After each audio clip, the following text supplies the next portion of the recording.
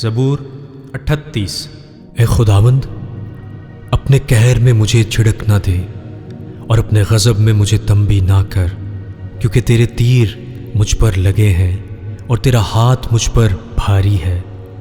تیرے قہر کے سبب سے میرے جسم میں صحت نہیں، اور میرے گناہ کے باعث میری ہڈیوں کو آرام نہیں، کیونکہ میری بدی میرے سر سے گزر گئی، اور وہ بڑے بوجھ کی مانند میرے لیے نہایت بھاری ہے۔ میری حماقت کے سبب سے میرے زخموں سے بدبو آتی ہے، وہ سڑ گئے ہیں۔ میں پردرد اور بہت جھکا ہوا ہوں، میں دن بھر ماتم کرتا پھرتا ہوں، کیونکہ میری کمر میں سوزش ہی سوزش ہے اور میرے جسم میں کچھ صحت نہیں۔ میں نحیف اور نہایت کچلا ہوا ہوں، اور دل کی بے چینی کے سبب سے قہراتا ہوں۔ اے خداوند، میری ساری تمنا تیرے سامنے ہے، اور میرا قہرانا تجھ سے چھپا نہیں۔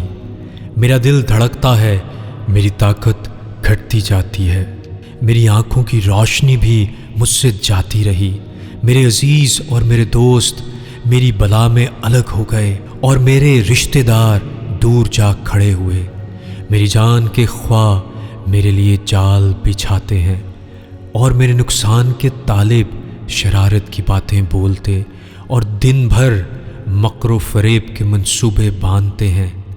پر میں بہرے کی مانند سنتا ہی نہیں، میں گونگے کی مانند منہ نہیں کھولتا، بلکہ میں اس آدمی کی مانند ہوں جسے سنائی نہیں دیتا، اور جس کے منہ میں ملامت کی باتیں نہیں۔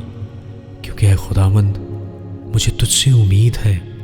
اے خداوند میرے خدا، تو جواب دے گا، کیونکہ میں نے کہا کہ کہیں وہ مجھ پر شادیانہ نہ بجائیں۔ جب میرا پاؤں پھسلتا ہے تو وہ میرے خلاف تکبر کرتے ہیں، کیونکہ میں گرنے ہی کو ہوں، اور میرا غم برابر میرے سامنے ہے۔ اس لیے کہ میں اپنی بدی کو ظاہر کروں گا اور اپنے گناہ کے باعث غمگین رہوں گا۔